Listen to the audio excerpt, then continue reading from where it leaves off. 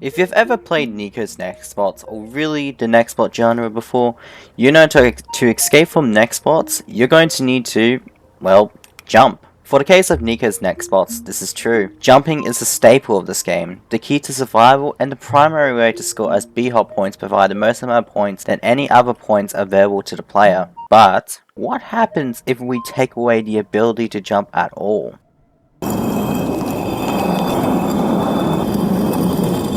What? Oh, you heard me. What happens if we take away the ability to jump at all? Is it even possible to survive without jumping? What about the events in Nico's Nextbots? Is it possible to beat all events in Nico's Nextbots without jumping? Let's find out.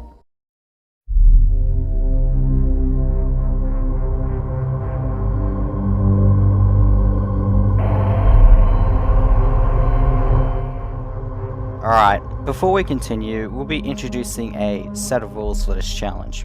Obviously being I'm not allowed to jump at all, at any given point during the challenge. Since I'm on PC, I'll be banned from using the space key. I'm not allowing myself to use any items unless all possible options have been exhausted. This is a last resort type of thing. Gravity coil / balloons are still banned though. Oh yeah, and the WAF guns as well. You know, the item that you use to charge up and knock back Nextbots. That's also banned as well. Now, if there's any events that have an objective-based event, such as Blackout's power boxes, we have to complete these events to consider this event as a pass. I'm not allowed to completely store objective-based events until the end as well. I think it's just kind of boring to do, honestly. Per usual, safe zones are not allowed to be used. And finally, no modifications to the values. All the values must be arcade game mode's base values. With these rules set in place, here's how this video is going to be structured. Every time I complete an event, the event will be placed into one of 3 categories. A green possible, a yellow possible, and impossible. A green possible means that it is completely possible without jumping or using any items. A yellow possible means that it's only possible with the use of consumables or items on hand. And impossible means it's just not possible without jumping, even with consumable items. I'm going to have to jump if I want to complete the event. With the rules and structure out of the way, let's see if all events are possible without jumping.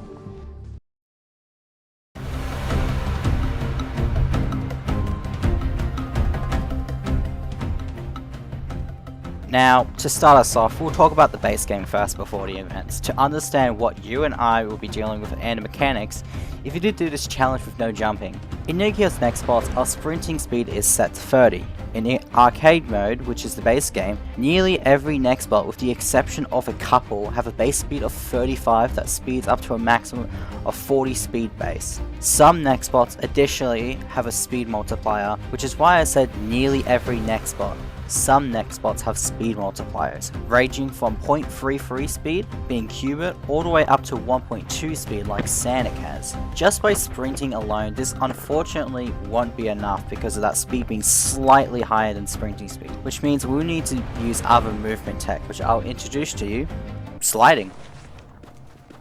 Oh brother, this guy stinks! Now, sliding is going to be the key on how we survive without jumping, as sliding provides a plus 20 to 25 speed, which lasts for around roughly 0.65 seconds while sliding, which is more than enough to survive the base game Nextbots.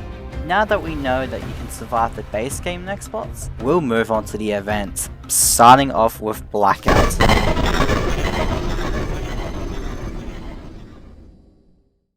Blackout is our first event up on the list, and is our first objective-based event in which we have to complete. In Blackout, we have to power on a set amount of power boxes to end the event. In arcade mode, these set amounts are between 2 to 4 power boxes the player has to turn on. After 2 minutes of Blackout being active, the event will automatically end. So for Blackout, we have to activate 2 to 4 power boxes within 2 minutes to pass. Not hard, right? Not exactly. This guy stinks! With our limited speed and the fact that this event is objective based, this can be initially challenging. The challenge people will have to is to create space between you and the Nextbots, with the added difficulty that visibility is pretty bad during Blackout. This pretty bad visibility means I have to create decisions much faster and react more quickly. Now, I had an issue where after Blackout was finished, I attempted this event like a few times, the Blackout would become much more brighter than usual and I was able to see much more. Now, to make this fair, I turned down my brightness and contrast by a little bit, which replicates the darkness I had previously. After a few minutes of attempts later,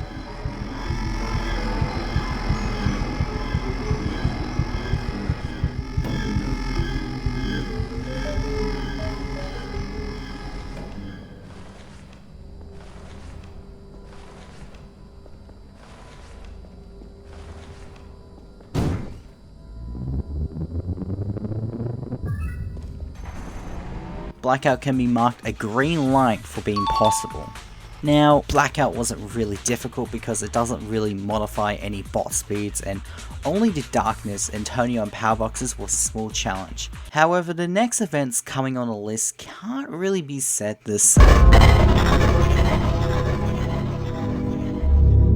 Bloodmoon is the second event up on the list, and unfortunately, this is the first event where we started running into issues with surviving. Now, as to why we started running into these issues with survival, I need to tell you what the event does and what it modifies. Bloodmoon as an event works by making the already dangerous Nextbots even more aggressive. In arcade mode, the Bloodmoon event thankfully lasts for only 1 minute and 30 seconds. Since this event has no objective, we can focus all our efforts into just surviving the event. The event buffs the Nextbot speeds multiplier by 1.25 times, which is roughly around a 25% increase in speed for all Nextbots. The Bloodmoon additionally increases the hitbox of the Nextbots, which makes colliding with a Nextbot much more easier. This speed increase alone makes it unfortunately next to impossible to survive any Nextbots in just straight line speed, as you're going to be just a little bit slow with average speed compared to Nextbots during the Bloodmoon. So, how do we survive Bloodmoon without jumping? Well, there's a reason I said straight line speed. There is a way we can survive. In game, the Nextbots have friction in their movements. This means if a player was running in a straight line, then creates a sharp turn, it has to slow down and readjust its speed. Because all the Nextbots, with the exception of very small amount of Nextbots, their friction is based on the bot's speed. The higher the speed they can go, the more friction they have when they have to turn. Because of this friction, we can actually take advantage of the fact that bots have friction, which means the strategy to completing Bloodmoon without jumping is to never go in a straight line. We want to produce as much friction as possible against the Nextbots to our advantage. Knowing this information about the strategy, once we use this, surviving was a bit more easier, although we had barely any room to mistakes, otherwise it would send me to my death. No. So, how are my attempts going? Initially, it wasn't great. Even with the strategy we have, any small mistakes I made during the event were costly. Because remember, we cannot outrun the Nextbots with straight line speed. We need to make turns sharp enough to slow them down and do them frequently. If I did a turn far too sharp or too wide, it's enough to end my run. The good thing about this is that we only need to do this for a minute and a half. With some attempts, I lasted longer and longer, and around half an hour of attempts later,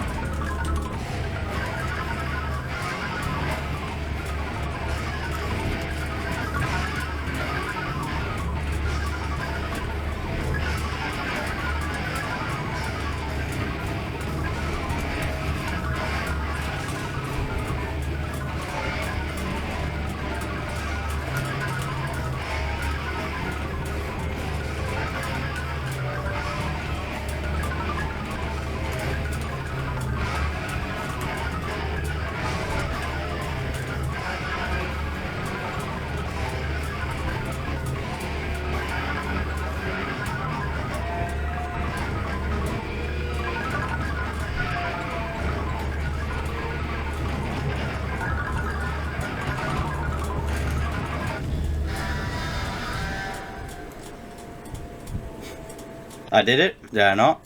we can complete this without jumping. This time around it was quite difficult because even though we had the strategy, we cannot make room for much mistakes. That being said, we can place Bloodmoon into the green possible category. With already Bloodmoon causing quite the spike in difficulty and some trouble surviving compared to Blackout, it will be interesting to see how difficult the Angry Munci event will be. Yeah, so she's a bit different. Angry Munci is our first special event Nextbot, in which all regular Nextbots are replaced for a special Nextbot. In this case, the special event Nextbot is Angry Munci. The Angry Munci event in arcade mode lasts for 2 minutes, and Angry Munci has a speed of, get this, 200. Which means any straight line speed, we are easily gone. No contest.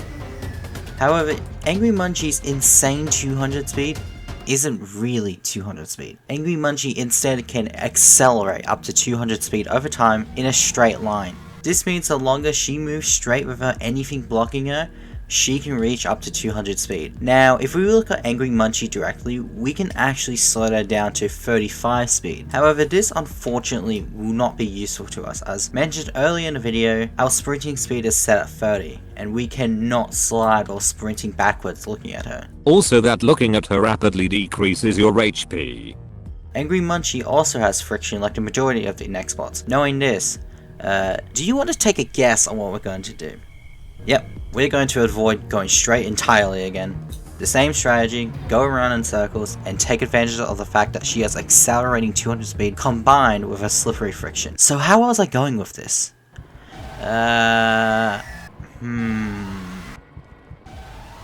Yeah, I can't really say I was going great with this event. Unfortunately with Angry Munci, our window for mistakes is even more smaller compared to Bloodmoon's window for mistakes. Suddenly stopping is almost certain death, and not going around in a circle is same fate as well. Angry Munci's accelerating speed is also an advantage for her, as her speed actually tends to get her to hit a wall or support beam, causing her to reset her speed and catch me lacking in my run basically. I'm chalking it up as a map type of issue, as if you did this event in a completely flat area with nothing surrounding you, this event will be just much more easier. But because I'm playing in NN Mall, a map cluttered with objects, beams, support structures, whatnot, you get the gist. This works out in Angry Munci's favor rather than mine. I'm also going to mention this, but sometimes Angry Munci will just get stuck.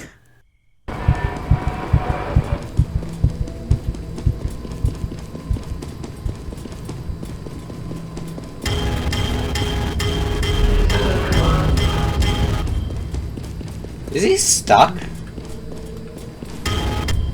Oh my god. How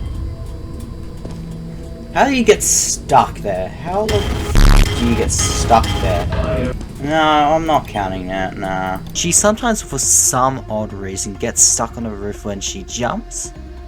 I don't know why or how that happens, but if Angry Munci happens to get stuck at any given point, I won't be counting that as a win. After 40 minutes worth of attempts later. Just go fast, please. Stop going slow. That will do. Yeah. Oh my god, you actually...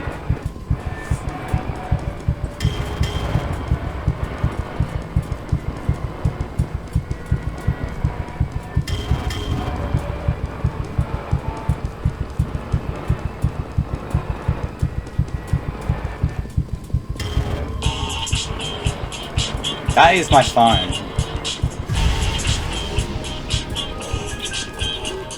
She can indeed be completed without jumping. Angry Munci was a little bit more difficult to compare to the two previous events, even though Angry Munci and Bloodmoon share the same strategy. However, personally, it was more difficult because of the map choice. If I was in any other map, I'd actually consider this event more easier than Bloodmoon. With that being said, we can indeed beat Angry Munci event without jumping, and we can give it a green possible. Now, how will the next event perform? You're too slow! I actually don't have much to say here with Sanic, because this is virtually the same event as Angry Munci. Sanic is the next special Nextbot event up on the list, and shares similarities in gameplay with Angry Munci. However, there are some differences between the two. In arcade mode, the Sanic event lasts for just 1 minute, which is a minute less than Angry Munci's event, and honestly, it's a good thing that Sanic's event is 1 minute, because Sanic is a lot harder compared to Angry Munci. Why? Well, let's get into the stats of Sanic. Sanic has a speed of 150, which although is slower compared to Angry Munci's 200 speed, is not the reason why I personally find him very difficult. It's his other modifiers.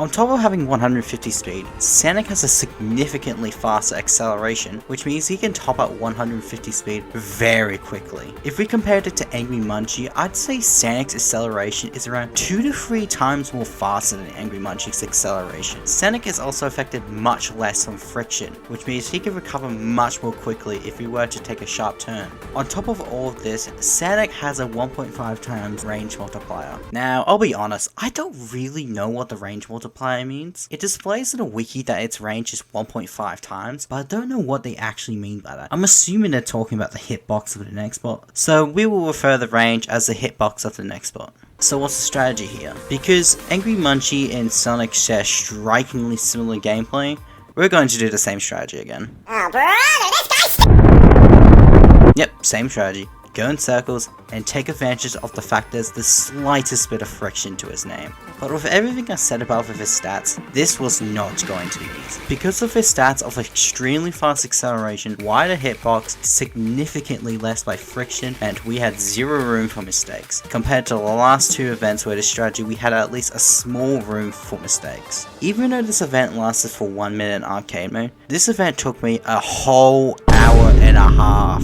to even get a single legitimate full clear on. Also, this isn't including the fact that Sanic kept f***ing breaking in this map for some reason, which said previously, anytime the event breaks or the next but doesn't work properly, won't be counted as a legitimate run. Which again, I'm blaming the map for this because of its beams, props all the map, which Sanic, albeit less more common than Angry Munci, can bump into and kill my run. So, an hour and a half later worth of attempts,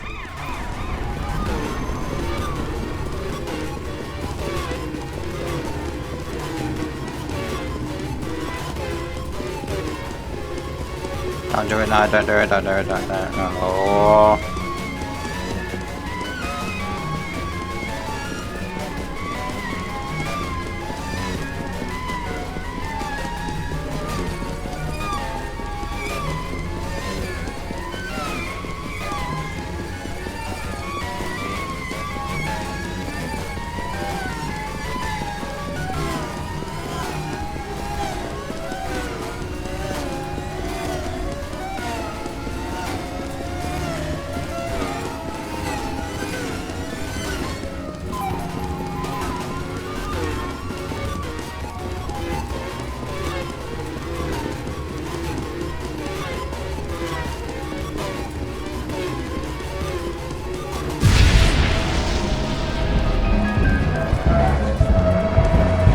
Sanic's event can be marked as a green possible.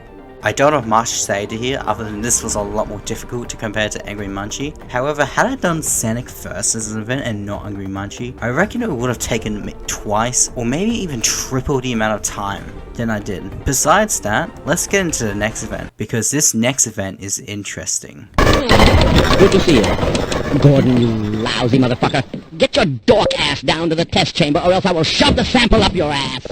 Boderman is the next special Nextbot event up on our list, and there's quite a few things I have to say about this event, but we'll talk about that a bit later. So for now, let's get on to the stats. Boderman event is another special Nextbot event, which means we're only dealing with one Nextbot here. Boderman's event in arcade mode lasts for 2 minutes, which is the same time as Angry Munchi's event. Now let's talk about Boderman's stats. Boderman has a speed of 75, which is slower compared to the previous two events. However, unlike the previous two events, what I'm about to say next is the reason why this event is interesting. Boderman doesn't have any acceleration and doesn't get affected by friction. Am I talking to a ghost? Yes. Yep, unlike the previous two, this time Boderman has no acceleration and no friction. This means Boderman is always at a set speed, and because Boderman has no friction, any method that is used to slow down Boderman will not work on him. Boderman additionally has a 1.5 times range hitbox modifier like Sanic had. And finally, Boderman has a special ability. However, we will talk about his special ability a bit later.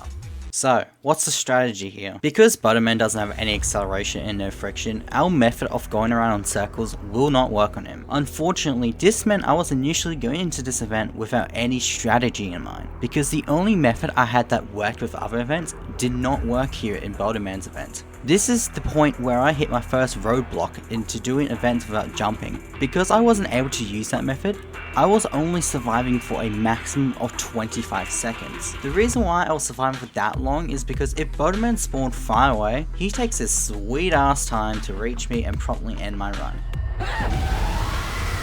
Even with an hour worth of attempts, my best time was only 30 seconds of survival, which is still a minute and 30 seconds left to survive. It's already difficult trying to survive boderman solo, even if you did bunny hop. So how was I possibly going to beat this without jumping? Well, I decided to experiment how boderman works, and that's when boderman's special ability caught my attention. I mentioned before that boderman had a special ability in boderman's stats, but I didn't mention what, so we'll be talking about boderman's special ability now. Boderman is the only Nextbot in the game, as far as I know, to have a special ability like this in the game. This ability is completely unique to him. Boderman's special ability is that he is able to teleport to any Nextbot spawn points that a random player is closest to. If you played boderman in a public server with 20 plus players, you've probably never seen him teleport to a spawn point before. But why is that? Well, boderman's special ability only comes into play when boderman is not near any player or in line of sight. Boderman still knows where you are and will still chase you down. However, in order for him to teleport to you by the next spawn point closest to your location, boderman must either be close to you or in line of sight. While boderman's special ability should be in favor for boderman, as this eliminates any possibility of prolonged camping in areas furthest away from boderman, we can actually utilize boderman's special ability in our favor. So, how do we utilize boderman's special ability in our favor? Well, we're going to need to look at NMOR's Nextbot spawns first. In Nico's Nextbots, each map has Nextbot spawns, all in different locations for each map. For each map, there is usually at least 6 different Nextbot spawns at minimum, as arcade mode spawns in 6 Nextbots per round. Though some maps may have more Nextbot spawns, often double the amount of potential Nextbot spawns to increase variety and reduce the chances of Nextbot camping. Take NN Russia for example. NN Russia in arcade mode has 15 different Nextbot spawns that up to 6 Nextbots can spawn in. Going back to NN More has 7 different Nextbot spawns that up to 6 Nextbots can spawn in. The first Nextbot spawn is in the dark corner found in Matthews, next to the kitchen. The second Nextbot spawn is in the corner of the ground floor of the parking lot next to the gate. This houses the 2 safe zones nearby in that interactable gate. The third Nextbot spawn is in the corner of the warehouse of Mall. The fourth Nextbot spawn is in a tiny closet inside Matthews to the left, or right if you're coming from the entrance. The fifth Nextbot spawn is behind Nico's club, in the back hallways at a dead end.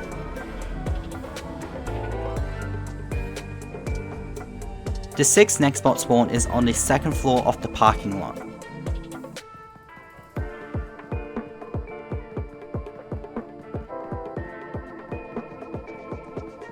And the 7th Nextbot spawn is on the 3rd floor of the parking lot.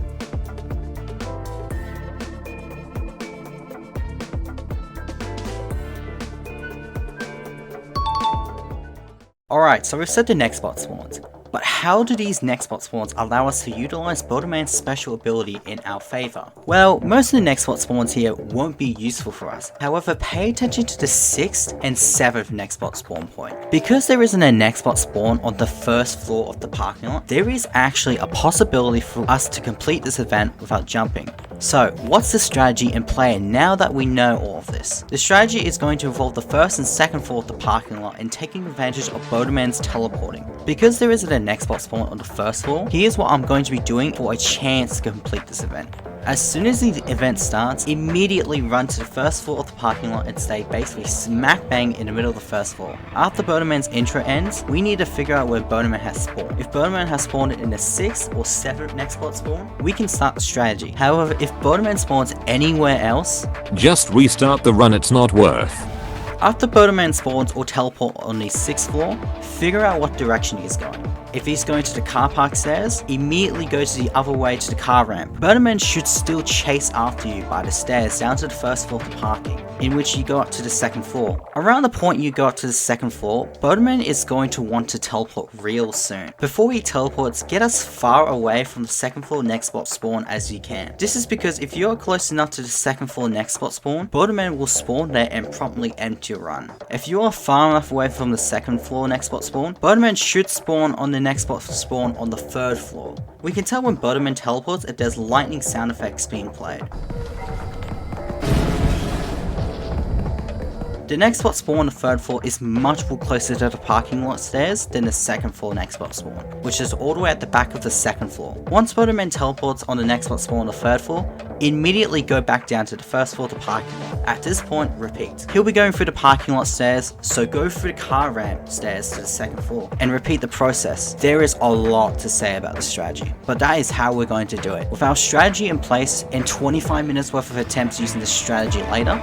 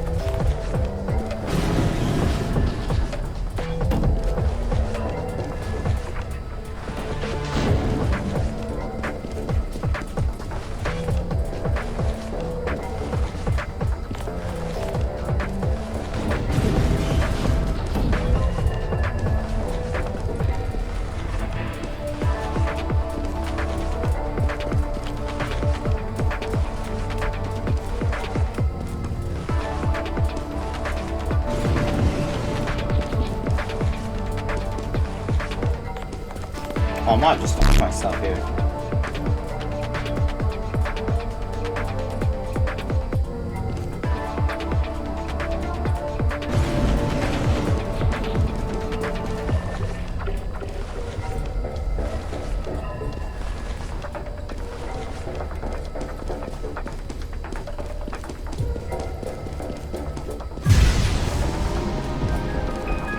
Okay, that's how you beat him. we can mark boderman's event as a green possible. This event I found easier than Sanic when I actually knew what strategy to use. The only real roadblock I had from this was that there wasn't a strategy I had in mind after doing boderman, running around in circles after an hour and only getting a maximum of 30 seconds alive. However, after experimenting with boderman and paying attention with his special ability, which was another hour of research, then coming up with a strategy, then spending 25 minutes worth of attempts, in total comes up to around 2.5 hours to complete this event. Boderman, while we had a roadblock at first, we eventually solved the roadblock. However, the next event,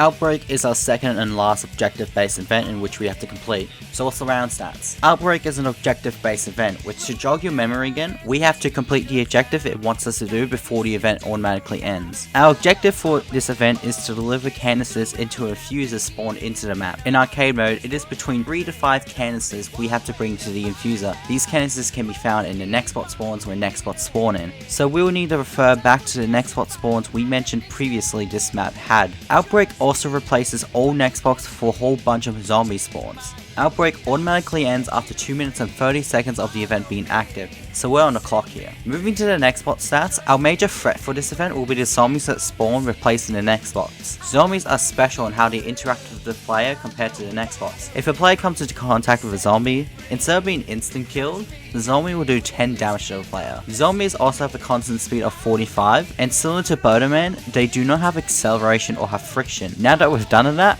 what's the strategy here? Well, none.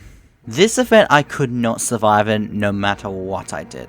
Unfortunately, the zombies here are just faster enough in average speed compared to us, and with the fact that I was under a objective to complete, I was in for a very rough time. I did Outbreak for half an hour, and the best I got was 1 canister and 30 seconds of survival based on my estimate time.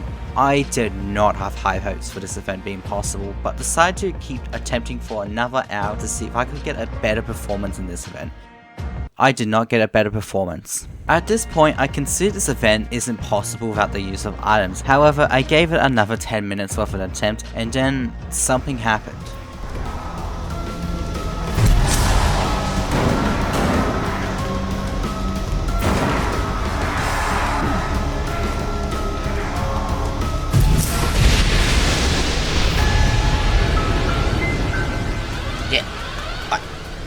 Hello? I had just completed Outbreak without jumping, which surprised me, because previously my best time was 1 canister and around 30 to 35 seconds of survival. How did I just beat it? Something was up with that event performance. Something did not feel right about winning that event all of a sudden, so I decided to look into that recording of my event performance.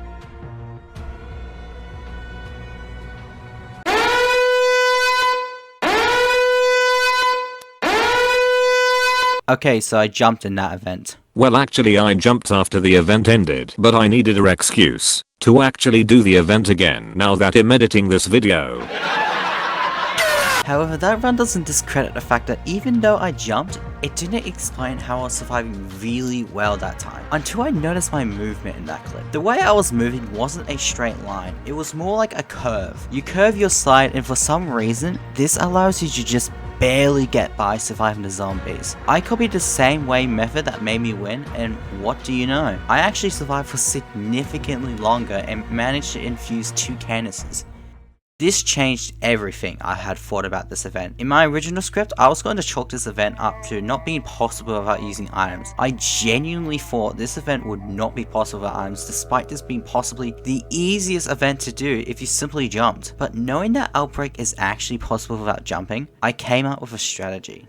Alright, what's the strategy here? Just after the event starts, we need to head to either the ground level or the first floor of the parking lots. Depending on where I spawn closest, this is where I'll be. After the event intro ends, this is where the strategy will start. To start off, we'll need to herd up all the zombies that spawn in the map all together. This is so I don't have random zombies just coming out of nowhere while I do the objectives. There is roughly 40 zombies that spawn initially, and they all immediately spawn within the first 5 seconds of the event. Our way of moving is going to be sliding on a slight curve, not too sharp and not too wide. This is for some reason allows us to just get away with the zombies barely. It won't be easy because it's dark, props everywhere, and I can't jump. However, given zombies only deal 10 damage, we have room to make mistakes here. Once all the zombies are clumped up together, we can start to do the objectives. If we started on the ground floor to parking lots, we'll have immediate access to a Nextbot spawn. This is where the canisters will be. If we are on the first floor to parking lots, however, we'll need to go up to the second floor at the back of the parking lots to get that Nextbot spawn to access the canisters. The canister spawns are going to be random, and when they spawn, they are also going to be random. So we need to be a bit lucky with Outbreak. 2 minutes and 30 seconds of an invisible timer is enough time for us to complete Outbreak. However, if the spawns are unlucky or the canister takes ages to decide to spawn in, that timer won't be enough for us to complete it. It doesn't really matter if we have to infuse either 3 or 5 canisters, because there are actually some upsides and downsides to having either more canisters to infuse or less. In Outbreak, for my testing, if you have to infuse 5 canisters as objectives, canisters spawn in way more often, whereas if you only have to infuse 3 canisters, canisters are going to spawn much less often, and infusing 4 canisters is going to be the balance between the two. With the strategy said, how were my attempts going now? The attempts were a lot more better than I first started Outbreak. I was surviving much longer than I previously did, and although I still died a lot of times, this is going to be a case of doing Outbreak over and over again and getting far more consistent with the strategy. And 30 minutes of attempts later, Can't say I like this spot.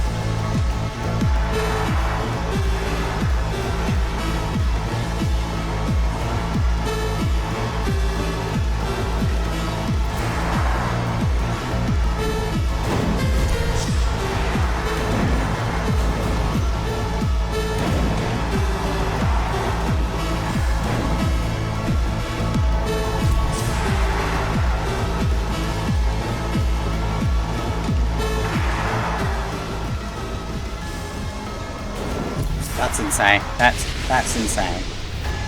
That was some monster RNG.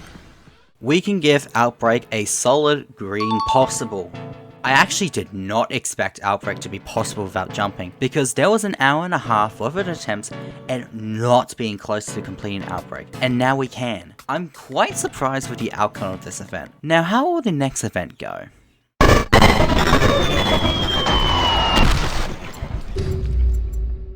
Dolly is the next event up on the list, and compared to the previous events, Dolly hosts the most unique event out of every other event. Dolly is a survival based event. However, unlike the previous events where all Nextbots are removed in place of a special Nextbot, this event doesn't remove the regular Nextbot. Instead, the event is an environmental event. Dolly as an event will last for 2 minutes. So how does Dolly work? Dolly works as being an environmental character and shares similar gameplay to Red Light Green Light. Dolly is going to appear on the bottom center of your screen covering her face, and in random intervals, she's going to open her face, in which case players and Nextbots are going to have to stop moving. If players move, Dolly will deal 5 damage per tick to the player moving. The event is pretty simple to understand. However, because events are also affected by Dolly, this event is one of the easiest events ever. I'm not even kidding, I completed this event first try.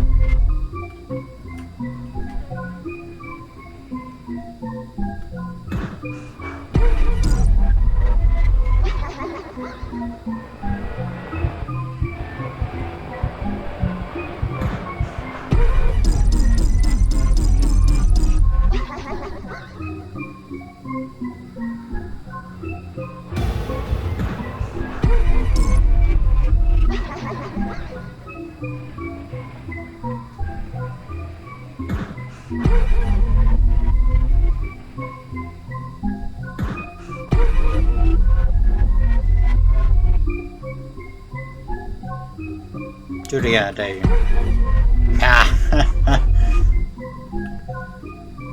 Watch, watch, watch, watch.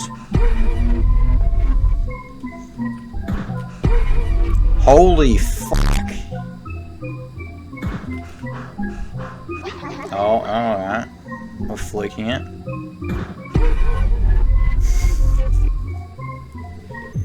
Dude. This... That was first try. That was a little first try. There isn't really much I can say about Dolly. It simply just was one of the easiest events to complete. And I think the reason is because Nextbots are also affected by Dolly, where they also can't move. This makes this ridiculously easy because if we were in a bad spot, but Dolly is opening her face, we can move while she has her face open and move away from the Nextbots in exchange for her health, which we have plenty of health to spare. Overall, we can very easily give Dolly a green possible. I don't have much else to say about Dolly now. A unique event just is really easy. I guess this is what happens when you've played Nico's Nextbots for 2 years and are on a leaderboard. Moving on, it's time for the final event we need to complete. It's time for the moment you've been waiting for!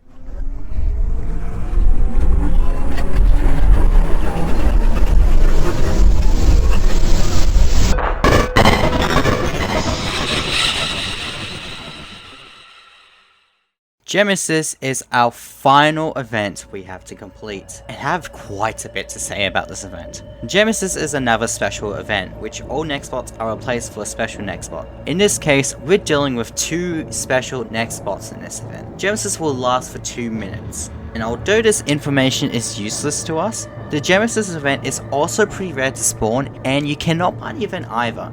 So some of you probably don't know much about this event. What makes this event shine are the Nextbots. The 2 Nextbots we'll be dealing with in this event are called Sariel and Ramiel. Sariel and Ramiel both have a very unique AI system and are vastly different compared to the Nextbots. They don't have a listed speed of their AI system. Sariel and Ramiel move by creating paths to players. At first, it stops, it then creates a path to the player, and then moves to the player at f***ing ludicrous speeds, and there's 2 of them. With the fact that Sariel and Ramiel move at ludicrous speeds, it can get chaotic very quick.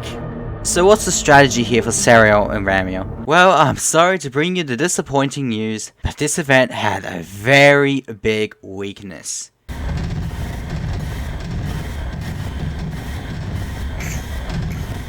No, don't tell me I can just do this in circles.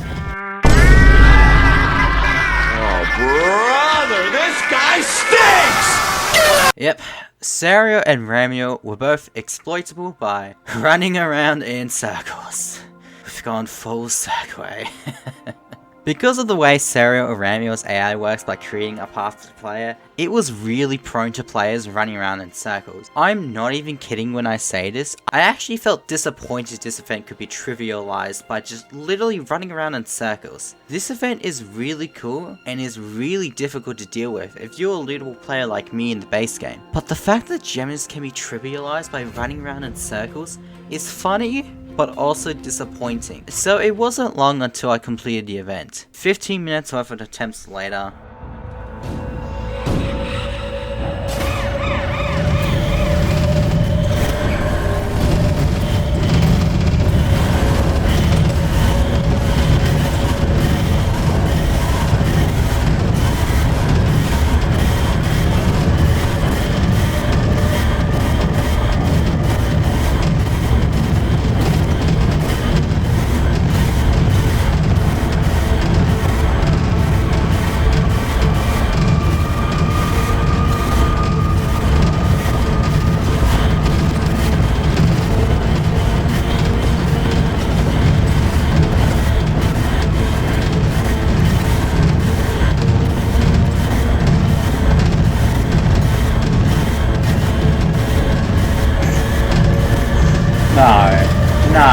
No, don't tell me I could just do this in circles.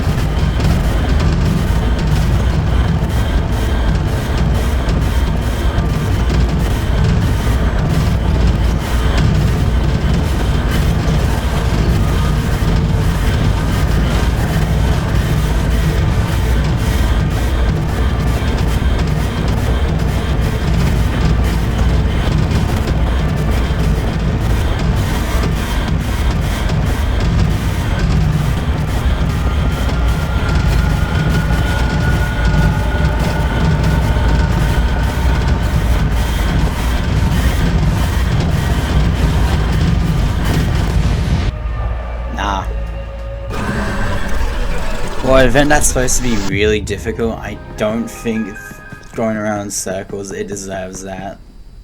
That was much easier than I just thought. I don't even know why the circle method even works. That's just... We can mark GEMINUS as a green possible. Honestly, I did not expect GEMINUS to have such a weakness to me running around in circles, and it kinda makes me sad I wasn't able to pour more time into perfecting GEMINUS had it not had that weakness. But really, all we're doing is seeing if it's actually possible to complete all events without jumping. So, out of the 8 events we did, all 8 of them are possible without jumping, an outcome I did not expect to be. However, if you've been paying attention, I've mentioned plenty of times in the video that these were in arcade mode. And why is that? Well, open world actually changes some events compared to arcade mode. So let's talk about open world. We learned that all events are possible without jumping in arcade mode, but what about open world? Well, there are some changes that are in open world compared to arcade mode. Let's talk about it. In arcade mode, I mentioned at the start of the video that Nextbots have a speed of 35 that can go to a maximum of 40 speed. Well, in open world, that speed has been significantly buffed. Instead of 35 speed, the Nextbots can go up to 65 speed. That is a significant, almost a double increase compared to arcade mode. And mind you, these are just the regular Nextbots. The cherry on top is that if any Nextbot has a speed multiplier, that means they're going to be even more faster. Already because the Nextbots have such high speed now, we cannot outrun them anymore. Which means you would have to resort to running around in circles indefinitely, because open world doesn't have a timer unlike arcade mode. So can you survive? Yes. But can you explore the map without jumping? Damn straight no. Now that we know that open world changes the speed for the Nextbots, what has changed for the events? Well, there's quite a few changes with the events. Let's go through each event. Blackout has the most amount of changes compared to its arcade mode counterpart. Unlike arcade mode where we have to power 2 to 4 power boxes, in open world we have to power 4 to 6 power boxes. And a change you may not have noticed, powering on power boxes takes significantly longer. It takes 7 seconds compared to the 4 seconds it takes to power on the power boxes. With all of these changes, this means that the event automatically ends 5 minutes after the event starts instead of the 2 minutes, so there is a lot more leeway of time here. Bloodmoon has its duration increased from 1 minute and 30 seconds to 3 minutes, double that of the arcade counterpart. Not to mention the fact that Nextbot speeds are significantly buffed in open world. This means the Nextbots will go up to insane speeds in Bloodmoon with its global 1.2 times speed multiplier. Angry Munci has its duration increased from 2 minutes now up to 5 minutes. More than double, nothing else has changed. Sanic event has its duration increased for 1 minute now up to 2 minutes. Nothing else has changed. Boderman has its duration increased from 2 minutes now up to 4 minutes, though nothing else has changed. Outbreak has nothing changed, though previously in an older version of Nico's Nextbots, Outbreak would automatically end after 5 minutes of the event of being active. However, this was changed not too long ago to be now 2 minutes and 30 seconds. Dolly has no changes, and GEMINUS have no changes either. So what's the verdict under these changes? Well, we can already mark Sanic, Angry Munci, boderman, Outbreak, and GEMINUS as a green possible still, as there are no changes other than time increases.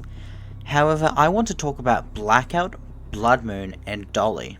Blackout's changes make this event the hardest event to complete, and honestly, I think this event is straight up impossible to complete without jumping. Because of the speeds Nextbots now being 65, it is impossible to make distance between you and the Nextbot. Pair that with the fact that power boxes take significantly more longer to activate and that up to 6 power boxes can spawn, no, Blackout is straight up impossible without jumping. Even if you did jump and be hopped, this is still really difficult because of the speed and time it takes to activate the power boxes. So unfortunately, open world Blackout is impossible and breaks our streaks of events being completely possible. Bloodmoon, while it only increases the duration of the event to 3 minutes instead of a minute and a half, I wanted to touch on Bloodmoon because of the open world Nextbot speed. Yes, it is still a green possible, but a lot more difficult because of the Nextbot speed now, not to mention Bloodmoon's global 1.2 multiplier speed. So yes, it is still possible. Far more difficult though.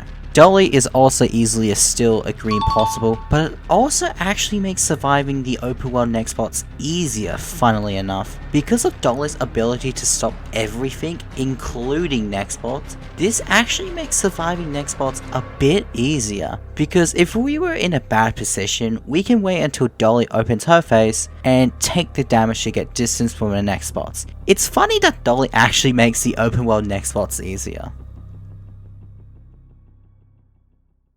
In conclusion, we learned that in arcade mode, all 8 events are possible in Nico's Nextbots, and in open world, 7 out of the 8 events are possible. When I was making this script, I did not expect that this many events were possible without jumping. It's quite surprising actually. So, to answer the question, can you beat all events in Nico's Nextbots without jumping? Yes, you can. Unless it's open world, in which Blackout politely says "F you" and makes it impossible. But other than that, it is possible to do every single event in Nico's Nextbots without jumping. If you've watched this until the end, I appreciate you a lot. This video took me a month and a half to do, and I really appreciate if you gave this video a like or even subscribe to the channel. I thank everyone for watching this until to the end, and until next time, I'll see you in the next video. Well, whenever the next video is, I'm not sure. I'm probably just going to be playing Honkai Star Rail or Cyberpunk 2077. Anyway, bye!